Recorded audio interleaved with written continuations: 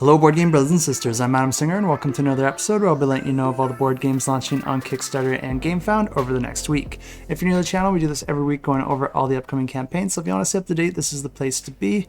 But before we get started, I do like to go over some new announcements and discoveries that I just found out about over the past week, but I don't really have too much to mention, so we can just keep moving on with the video. One thing I do want to mention is that I did just set up Amazon affiliates after running this channel for about 3 years. I probably should have done this a really long time ago, but I'm really bad at marketing myself and doing all those things that content creators do. I just want to make videos and provide you guys with info, but I was getting a lot of comments asking about my equipment and what kind of keyboard I use, and I was just swooning about how awesome this Crokinole board is. It's like the best Crokinole board you can find on the market. So I figured that was probably a good point to set up some links, and if you're interested in anything that you see on the screen now, I should have a Amazon affiliate link in the description below. I'm not just trying to sell you stuff, I do use these things, and I did do a lot of research to make sure that I was buying something that I wouldn't regret. And everything that I am recommending, I do have in an affiliate link below. If I buy something and I don't like it, I'm not going to recommend it. I'm not going to make an Amazon affiliate link. That's not what this channel is about, and I'm definitely not the type of person to recommend things that I don't think are worth the investment. And while we're on the topic of things that are worth your investment, I always do like to make a quick shout out to Alex over at BoardGameCo, because I do these videos every single week, but Alex does a video at the start of each month letting you know of some of the games to come, and he did just post up his video for August, so you can go ahead and check that out and see some of the games that we expect for this month at the time of him posting that videos. As always, these games and schedules are constantly changing, so you do want to check back here and see anything new that was announced or anything that got moved around. But Alex provides a whole bunch of different types of videos. He provides playthroughs and reviews, as well as just general commentary on the board game community. So if you want to get in on all of that, definitely check him out. He's a really cool dude, and he's very considerate with the types of videos that he does put out. I do have a link to his channel in the description below if you're not subscribed to him already, or if you just want to check him out, you can find it down there. And that's everything I have for an intro, and we don't have a crazy amount of games launching this week, but there still are a few gems that I think are worth taking a look at, so let's check them out. And the first campaign we have launches on August 14th, and this one's called Midhalla, and this plays 1 to 4 players and takes about 90 to 180 minutes to play.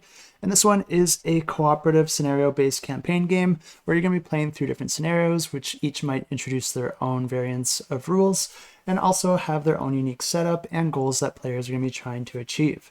And this game is really interesting because it is a bit of a tower defense game as well, because players are going to be making heavy use of traps. In this game, players are going to be trying to defeat enemies in a dungeon, and you can lose the game in a couple ways, either by having those enemies escape the dungeon if they're able to destroy the gate that's holding them in, or if all the characters lose all their health and die. The players will be choosing their own asymmetrical characters with their own sets of stats and strengths and weaknesses, and then each round players are going to be choosing an unexplored path of the dungeon to explore. Whenever you do that, you're going to be going to the associated page in the narrative booklet, and you're going to be reading through that booklet, making different decisions, and possibly different skill checks depending on what the narrative presents, but essentially you're going to be repeating that until you get to the point where you're going to be engaging in battle. Once you get to this phase, you're going to be putting out the associated tile out on the dungeon, and then players are all going to be putting their characters out on that tile and then going into the prep phase, where players will be able to spend or share the resources that they've collected so far in order to do things like upgrade their character, fortify different parts of the dungeon, upgrade their items, or even build traps.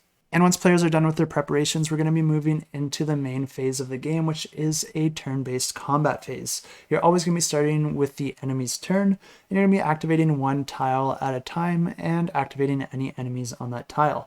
Each enemy is going to have a specific target that they want to go for, possibly a secondary target, but if neither of those are available on that tile, then they're going to be trying to move towards and attack that main gate that's keeping them in the dungeon.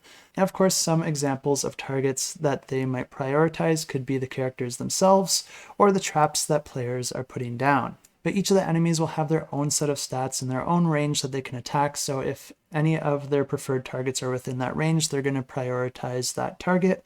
But if any of these characters have a special ability, that's going to get activated first. But like I said, if they can't attack anything, then they're just going to be moving closer towards that gate until they're able to attack that. After all the enemies have been activated, you're going to be activating each of the traps that the players were able to set up so far. And the traps are really interesting because they do kind of act like additional teammates, except they can not normally move from the place where you build them, so they do have a little bit more of a tower defense type of style to them. But just like the enemies, each of your traps will have their own set of stats and range that they can attack, and you're just going to be activating each of them one tile at a time, enacting any of their effects and attacking anything within range, and then you're going to be moving on to the player's phase. And it's when the players attack that you see the most variety in combat, because each of the players can have all sorts of different specialties as well as different items and upgrades that you can find throughout the game. But each player is also going to have their own player board that has 2 rows of actions, and you're going to have to choose 1 action from each row every time it's your turn. But then each player also has 2 ultimate abilities that can each be used in addition to the actions that they perform on their turn, but each ultimate ability can only be performed once per round. And the way that players are going to be performing their action is that in the first phase, you can choose any action from the top row and then any action from the bottom row, and you can perform both those actions. But then you're going to be putting a token on whichever actions you chose, and on a following turn, you have to choose a different action. So you're always taking at least 2 actions on your turn, but you're always moving that token to a new location on your action board, meaning that you will want to think about which actions you perform, because whichever action you perform this turn won't be available on the following turn. But there is still just a little more that players can do, because if players have any items equipped or available to them, they can also tap that item in order to use it. Some items might be a one-time use, while others will allow you to use them again, but in order to use it again, it will have to be refreshed. And the round continues like this, cycling between the enemies phase, the trap phase, and then the characters phase, until either all the enemies are defeated, and at that place you'll be starting a new round by choosing another path to go into the dungeon, or if the characters are defeated, you would lose that scenario and you'd have to restart. But when the players do succeed into moving into the following round, they'll also get to refresh one of their ultimate abilities as well as any of their items that were previously tapped. And the game continues like this over the 3 rounds, and at the end of the 3rd round, if the players were successful, then you would have completed that scenario, opening up the next scenario in the campaign. And one thing to note about the combat in this game is that it does involve very little randomness. Any dice that you saw in any of these pictures are only used for tracking health or different stats.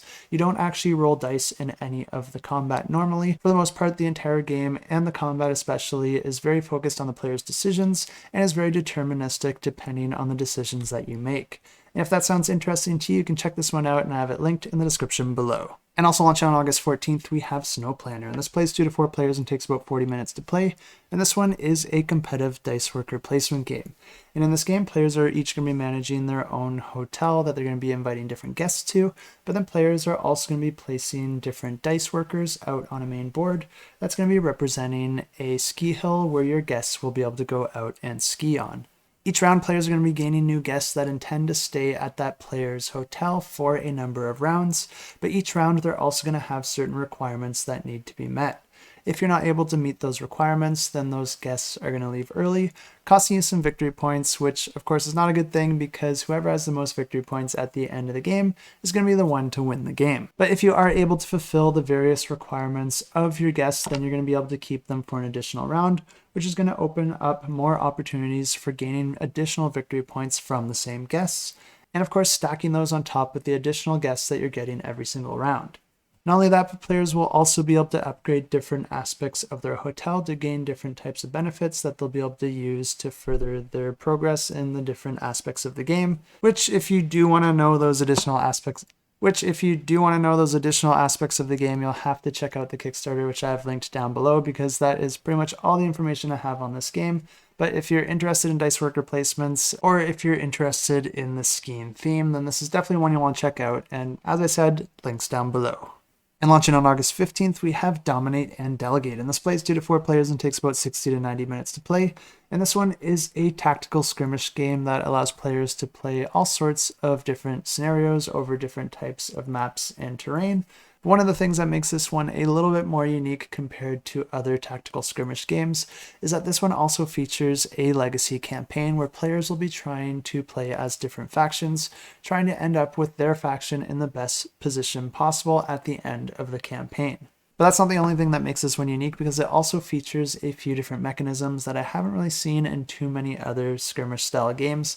And the first one is that each player is going to be starting with their own secret information specific to that mission, meaning that each side is going to have some sort of competitive advantage that's going to be a little bit different than their opponents. Not only that, but this game has a really interesting way that it introduces new units into the board, because unlike a lot of other tactical skirmish games where you just either already have the units or you just purchase them and deploy them, in this game you actually have to build your units, because this game actually takes place in the future and players' units are going to be represented by different machines or robots that you're going to have to manufacture before you can deploy them out on the board. This means that in addition to controlling your units out on the board and trying to attack and defend against the other player, you're also going to have to build different factories in order to manufacture those units, which will come later in the game. And then once they've been fully manufactured, then you'll be able to deploy them out on the board.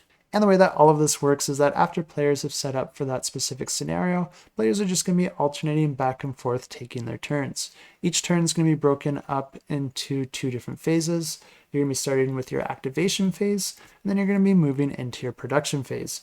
During the activation phase, you're going to be able to move each of your units that you've built so far out on the main board, and for each of those units, you'll be able to perform a movement action, and then you'll also be able to perform a tactical action. And there's a bunch of different tactical actions to choose from, but some of the main ones are to either issue an attack against an enemy unit within range, and normally whenever you're doing this for the first time against a specific unit, that enemy unit will get 1 counterattack against your unit that attacked it. But then there's also the option to perform a suppression attack, and this one's different than an attack because it doesn't actually issue any damage, but it prevents that unit from being able to issue a counterattack. So if you first issue a suppression and then attack it with another one of your units, then you don't have to worry about being counterattacked because you have already prevented that. But like I said, you will be building different buildings and units throughout the game, and in order to do that, you do need resources. So one of the other actions that your units can do is to load or unload ore that you can acquire throughout the game. Or players could also choose to use their tactical action to do other things like repair bridges that they might have built, or to even sell some of their buildings that they no longer intend to use. But after the active player has activated all of their units, then they're going to be moving into the production phase. And the interesting thing about this phase is that most of it is done in secret, because you will have player screens hiding a lot of the information from the other player. But you'll be able to do a few different things like advance new units through the production in your factories. And you're going to be tracking this on a track, moving different units down that track until they get to the ready location. And once they're there, then they're ready to deploy. Different units have different stats as well as different requirements when it comes to manufacturing them. This means that some of your units could take longer to manufacture than others, and you don't actually have to deploy them as soon as they're ready for deployment. You can actually hold them back and deploy them when it's more strategic. But the other really important thing that players can do during their production phase is to also build new buildings. And the only requirement with building new buildings is that you need the resources in order to do it. But you can also only build buildings within 2 hexes of one of the buildings that you already control. This means that players are going to be sprawling through the map as they take up more control of different regions, and then build more and more buildings off of that. And the game continues like this, with players alternating turns going through these 2 phases until the end of the scenario is triggered. Once one of the players are able to reach their win condition, then that player would win that scenario. And if you're playing in the Legacy campaign, that would affect the future of the campaign. But if you're just playing in a one-shot scenario, players can reset and play any scenario that they prefer. But if this one does sound interesting to you, you can check it out, and I do have links to the campaign in the description below. And the next campaign we have, also launching on the 15th, actually has content for 2 different games. It's going to be offering you a brand new treasure hunting board game that features bluffing and deduction, but then it's also going to be introducing a new expansion for the game Trailblazers, which I did feature in a video a couple years back, and it does look like a really fun game that I'm definitely interested in, but I'll explain both of these games for you now, starting with Spectral, which is your treasure hunting game. Spectral is a game for 2 to 5 players that takes about 30 minutes to play, and in this game, players are going to be controlling competing bands of treasure hunters as they compete for treasure in the mysterious spectral manner that rarely ever appears, but it always disappears before midnight. The way this game works is that it's going to be playing over a series of rounds, with each round allowing players to take turns placing one of their treasure hunter tokens out to a location within the manor. Each of the locations within the manor can offer different opportunities as well as abilities for that player to use, and most of the time this is going to offer you some sort of puzzle for you to decipher in order to discover which other tiles might offer you treasure, or which tiles might be cursed or have potential dangers that could set you back. Of course, anytime that you decipher some information, you're not going to be sharing that with the other players, you're just going to be using it for your own benefit. But because you have information that the other players don't have, that opens up the opportunity for bluffing. All the other players are going to expect you to avoid any cursed rooms that you know about, so you can use that to your advantage and avoid rooms that might actually have treasure to prevent other players from moving into them, and then strategically taking it for yourself later in the game. Of course, the same goes for you as well, because all of the players are going to have incomplete information, and it's going to be up to each of the players to individually deduce the information that they can, but then also deduce any information from the actions that their opponents might be doing. The game continues like this until all the players have issued out their treasure hunters, or once all the players have consecutively passed. And at that point, you're going to be revealing all the tiles and adding up all the treasure that each of the players were able to obtain. And the player that was able to obtain the most treasure while avoiding any of those cursed rooms is going to be the one to have won the game. And if you are interested in this one, you can check it out, and I have it linked in the description below. But like I said, this campaign is also going to be offering an expansion to the game Trailblazers, and if you're not familiar with this game, this is a game that plays 1 to 8 players. It takes about 30 minutes to play, and this one is a competitive route building game. And what's really interesting about this expansion is just how much it does change the game, because they're going to be changing this game from a competitive route building game into a semi-cooperative game of deduction. Because when you choose to play with this expansion, each player is going to be getting an identity card at the start of the game. One of the identity cards available is the Sasquatch, and if you do get that Sasquatch card, then you are on your own team against all the other players. But it is possible that no player gets the Sasquatch card, and in that case, players are just trying to get a certain amount of victory points in order to win the game. But of course, nobody knows that no one was dealt the Sasquatch card, so players will be suspicious of each other, and that will cause some friction throughout the game, even if there is no Sasquatch present. But on a player's turn, they're going to be drawing 2 trail cards and then choosing 1 to discard, and then 1 to add into the tableau. The human players are going to be trying to win the game by completing a full route through the Sasquatch's territory, but if there is a Sasquatch player, then that player is going to be trying to prevent that from happening. Of course, this player is going to be trying to foil the other players, mostly in secret, while pretending to be on their team. And of course, if they do this well enough, they might find themselves in a position where they feel like they could win the game if they just reveal themselves and then just go fully invested into trying to get in the other player's way. And this is one way that the Sasquatch player can win the game, just by exposing themselves and then just going guns blazing, placing tiles that they think will help them win the game. But this is completely optional, and if that opportunity never presents itself, or if you're more the type of player to go more sneaky and covert, then you can just continue to mess with the other players in secret and hopefully prevent the other players from getting the victory point requirement that they need in order to win the game. But like I said, this expansion does change up the game quite a bit, so if you're interested to know how the game plays without the expansion, I do have previous footage for that, and I'll go ahead and roll that for you now. And this is a competitive game where players are going to be trying to complete different loops of trails. And there's 3 different types of trails that players are trying to complete. There's the hiking, biking, and kayaking trails. And for each of these trails, there is going to be a dedicated campsite. And in order to complete a loop, you need to create a trail starting and ending at the campsite that the trail matches. And this one is our Discord pick of the week, but this one is also my personal pick of the week. I'm a huge fan of this theme, but it also looks like a really fun game. And if you do like tile placement games, I think you'll definitely want to pay attention to this one, because this one looks like a lot of fun and like it presents a really nice puzzle, but then does it all in a really small package with a really small playtime. And each player is going to be starting the game with 3 campsite cards, with one of them matching each one of the different modes of travel. And then the game's played over 4 rounds, where players are going to be choosing one of those campsite cards to play out in front of them at the start of the round. Then you'll choose 2 trail cards from your hand to put out into play, and you're going to be trying to connect like trails to create loops to and from their associated campsites. But the nice thing here is that you can actually overlap trail cards with other trail cards, which gives you a little bit extra flexibility. But another interesting thing here is that whatever cards you don't play will get passed to the player on your left. So you might want to keep an eye on what they're doing so you don't hand them the exact card that they need. And since there's 4 rounds but only 3 campsites, this means on the final round you don't place a campsite and you'll only be putting out trail cards. And then after the final round, players are going to be adding up their score by counting the length of all their completed loops, but players can also gain extra extra victory points by completing different objectives. And there's two types of objectives in the game. There's the in-game objectives that players will be racing to try to complete first, because whoever does it first is going to get the most victory points from it. Then there's end of game objectives where players are just trying to have the most of something, and that works the exact same way. Then players just add up all their points, and whoever has the most wins the game. As always, if you're interested in this campaign, I have links in the description below. And also launching on the 15th, we have Perch, and this plays 2 to 5 players and takes about 30 to 60 minutes to play.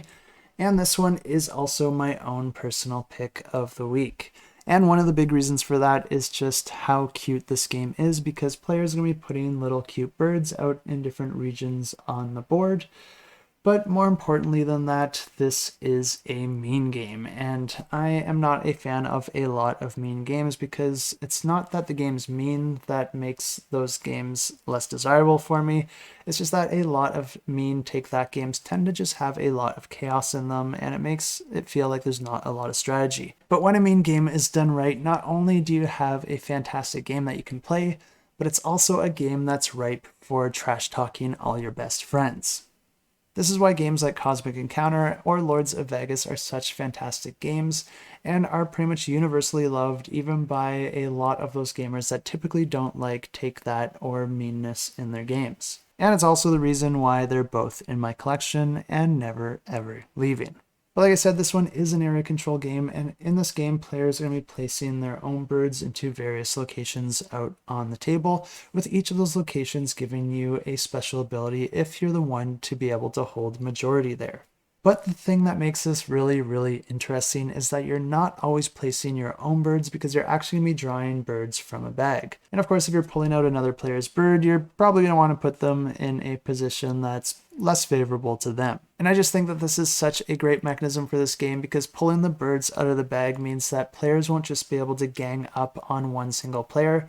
Instead, you're going to have limited control over the players that you're able to influence, but depending on which player's bird you pull, you will get to choose how you want to treat them. This is going to do a great job of balancing out the game and just making sure that each player is picked on relatively the same amount, while still giving good decisions to the active player no matter whose character's bird they pull out of the bag. And another mechanism that just works hand in hand with this is that all the ties in this game are completely unfriendly. This means that if multiple players have the same amount of units at one of the locations, then they're both going to be losing out on any of the benefits that they otherwise would have got.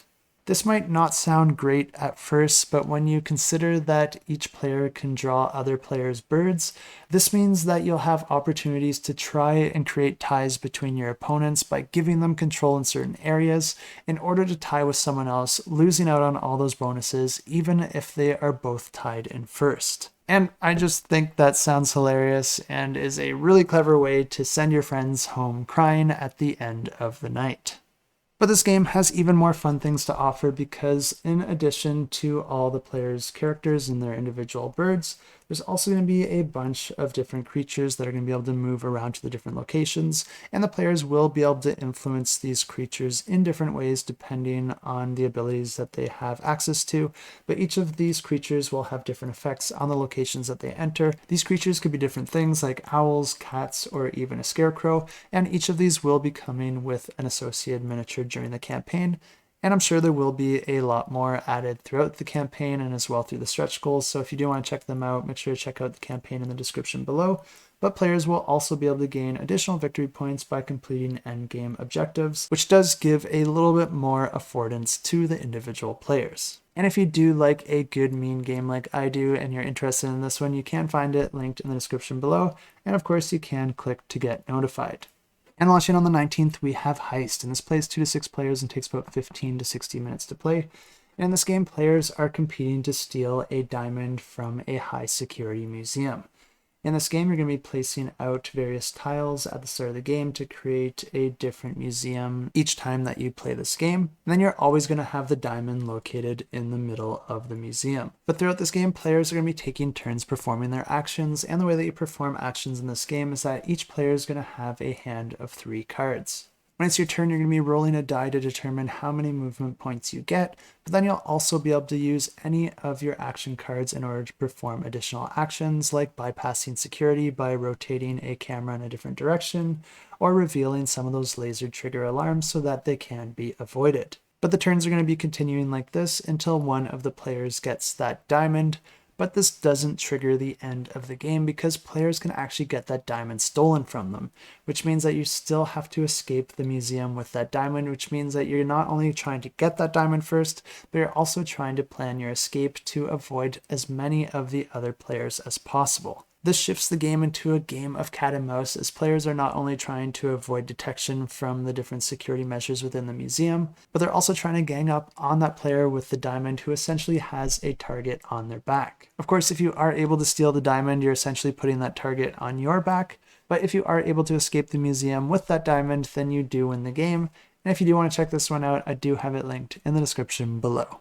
And that's everything I have for you this week, but you don't want to leave yet because not only do we have an awesome giveaway for an all-in pledge for the game Ascendancy, which was my pick of the week last week, and I think it looks like a fantastic and amazing game, but we also have all these games to give away, which is Mindbug Beyond, That Old Wallpaper, H.Y.S.T, which was the original game created before Root, and Root is based on, as well as the Kickstarter edition of Motor City and the comic book version of Zombicide along with those comic book extras.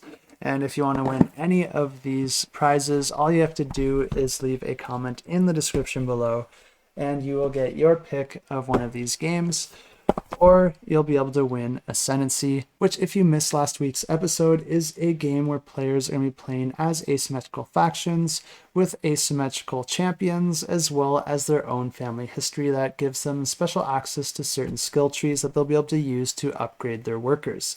Because this one is a worker placement game, but it is also a 4X game. The game offers scenarios that players can play through as well as a full campaign, and there is a somewhat legacy element to the game where the decisions you make in one game will affect what you have access to in following games. But players will be trying to expand and explore and exploit and do all those 4X things, but in order to do all this, you're going to be using worker placement. And like I said, your workers can be upgraded, but not only that, each of your workers are also a little bit asymmetric because each one's going to be associated with a different phase of the game, and each worker can be used to perform the action for its specific phase, but it can also be used to perform the actions of any of the phases before it, making your workers that you use later in the phases more powerful because that worker has access to all the actions from the workers before it. But I'm personally really interested in this game and I can't wait to give it a shot, and if this one sounds interesting to you as well, it is on Kickstarter right now and you can check out the campaign for yourself. But if you do want to know all the nitty-gritty details, you can check out my previous video. All you have to do is search Shelf Clutter Ascendancy and I'm sure it'll show up on YouTube. But if you want to win yourself a copy, all you have to do is leave a comment. And you can leave any comment you want, but if you're looking for something particular, maybe you could tell us a little something about your family legacy, or maybe something that you inherited from the generation before. For myself, I don't know if I've ever mentioned it, but I'm actually Italian, and my nonna makes tiramisu all the time. Very few things could compete with my inherited love of Italian sweets. Leave your comment down below and good luck in the giveaway. But like I said, we still do have a ton of other games to give away. So just leave a comment down below and that will also get you entered into a giveaway for your pick of any of these games. For these games, I'm going to be drawing 2 winners, one from the comment section and one from my Patreon. And if you're interested in joining the Patreon, I do appreciate any support I can get. That helps me put out videos like this one. And you can find a link to my Patreon in the description below. But I will be drawing 2 names each and every week until all these games are gone. So let's go ahead and draw the winners for this week. And in order to do that, I'm going to use this fancy application here. All these extra names down here are bonus entries from Patreon subscribers. So let's go ahead and draw those comments and draw the first winner for their pick of one of these games. And that winner is going to be Palm Fritten, which is one of our Patreon subscribers. Congratulations on the win, but now let's go ahead and get rid of all these Patreon entries and draw strictly from the YouTube comments to pick our next winner. And the winner from the comment section is Mauricio Gerhardt. I definitely said that right, and congratulations. All you have to do is email me at adam@shelfclutter.com. Let me know which one of these games you want, and we'll get that all sorted out. And one thing I want to mention is that there have been quite a lot of bots in the comment section. So if you do get a response saying that you won, just make sure that you click on the profile and verify it's me. If there are bots, I do try to get on top of it as quickly as possible and delete those comments. So if you did get a notification, but then it's gone when you go and look, it's because I deleted that comment. So I hope that gets rid of any confusion. Just make sure you're not giving any information to anyone unless you're directly emailing adam@shelfclutter.com. And that is everything I have for you this week. And I know I have been saying week after week that I'd be getting more games added to my shelf, but I have been going through my games and I've kind of made the decision that I'm only going to be adding games to my shelf that I've actually played, because I want to incentivize myself to play more of the games that I haven't played already. So I'm not putting any games on my shelf that haven't made it off my shelf of shame, or more accurately, my floor of shame. It's been pretty difficult for me ever since COVID hit. Before COVID, I lived very close to all my friends and we would do weekly game nights, even multiple times in a week. But ever since COVID hit, we all split up, moved to different locations, and it's just difficult to get together. But I do have some friends in the area I'm living now, and I think I can swindle them into trying out some of these new games. But the one thing that I really like about taking this approach is that any of the games that you see on the shelf behind me have made the cut for my own personal collection for various reasons. It doesn't mean they're all amazing games or that I hold them all in the same tier of games. It just means that they're all offering something unique that I don't think anything else offers on my shelf. I do make some exceptions if I really like a game, even if I do find that it overlaps a lot with another game that I do have in my collection, but I'm not going to not keep a game that I really, really like. But now that I have my very first house and a board game table set up, all I need are some additional chairs and maybe some friends, and I'm hoping to get a lot more games in soon. But I do have my work cut out for me, and as I play through these games, I'm hoping that many of them will find their way onto the shelf so that not only can we get this thing more cluttered because it desperately needs it, but I also just love having more awesome games in the collection. But that's everything I have for you this week, and as always, thanks so much for watching, and until next time, keep that shelf cluttered and the table full.